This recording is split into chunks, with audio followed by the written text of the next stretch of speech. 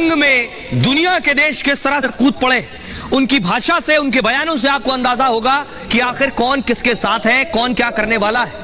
ये जो आप देख रहे हैं, एक तरफ बाइडेन है। बाइडेन क्या कह रहे हैं? जंग के बीच अमेरिका फुल एक्शन में। सबसे पहले तो अमेरिका ने और हथियार इजराइल भेज दिए।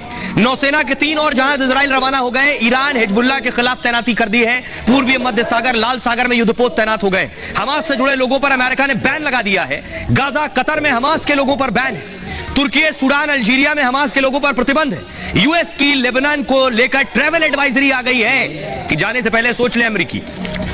नेतन्याहू को देखिए, हिजबुल्लाह के खिलाफ इजराइल का एक्शन तेज हो गया है। लेबनान से सटे शहर खाली करने के आदेश दे दिए गए हैं। 5 किलोमीटर तक का इलाका खाली करने को कहा है। चीन क्या कह रहा है? बीजिंग में पुतिन और जिनपिंग में 3 घंटे बातचीत हुई। तनाव को अब रोकना चाहिए, पुतिन कह रहे हैं। इजराइल हमास जंग नहीं बढ़ना चाहिए। स्वतंत्र फिलिस्तीन शांति की गारंटी है। अब मैक्रो क्या कह रहे हैं? मैक्रो का कहना है फ्रांस ने लेबनान को लेकर एडवाइजरी जारी की है। लेबनान की यात्रा ना करने को कहा है क्योंकि वहीं हिजबुल्लाह है।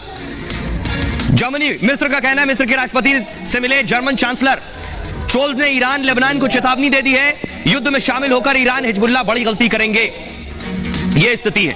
अब बाइडेन पहुंचे इजराइल। दूसरा शख्स यानी ब्रिटेन के प्रधानमंत्री ऋषि सुनक को आप देख रहे हैं, फुल स्क्रीन लीजिए। ऋषि सुनक पहुंच रहे हैं इजराइल, यानी बाइडेन के बाद ऋषि सुनक पहुंच रहे हैं। इससे पहले आपको याद होगा जर्मन के चांसलर पहुंच चुके हैं। तो अब सवाल एक बड़ा यह है कि ये जो हालात बने हुए हैं, हमारे साथ खास मेहमान जुड़ रहे हैं। एक सवाल यह है कि आखिर क्या सब कुछ ऐसा ही चलता रहेगा?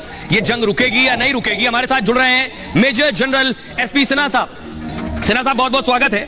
सिन्हा साहब, बाइडेन इजराइल पहुंचे, नेतन्याहू से गाजा का प्लान भी समझा उन्होंने, लेकिन जॉर्डन और अरब देशों ने मुलाकात से मना कर दिया। मेरा सवाल यह है कि बाइडेन तो चले गए, लेकिन ये बता रहा है कि जंग ऐसे ही चलती रहेगी, अब नहीं रुकने वाली है? देखिए, ऐसा है, आपको ये टाइमिंग समझने की जरूरत है। आपको समझने की जरूरत है कि मुस्लिम वर्ल्ड का एम क्या था।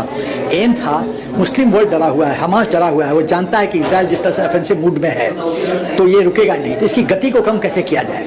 गति को कम करने का तरीका है इसकी छवि खराब करो। और छवि खराब करने का सबसे बेस्ट तरीका क्या है? ह्यूमन राइट्स इशू का बवाल कर दो। और उसका बेस्ट तरीका क्या है? हॉस्पिटल में अटैक करवा दो। तो मेरी अपनी सोच है, ये ईरान की हरकत है, ईरान ने ये शैतानी की है। और हो सकता है कि ईरान डायरेक्टली क्या हो या हमास के कंधे से फायर किया हो। सिन्हा साहब, बहुत बहुत शुक्रिया इस तमाम बातचीत के लिए। अब सोचिए जरा, अरब देश भी इन्वॉल्व हो गए। जंग रुकने वाली नहीं है ऐसा लग रहा है, क्योंकि बाइडेन तो चले गए आकर। लेकिन अब सऊदी अरब पहुंचे थे ब्लिंकन। ये तस्वीर आप देख रहे हैं, ये है अमेरिका के विदेश मंत्री।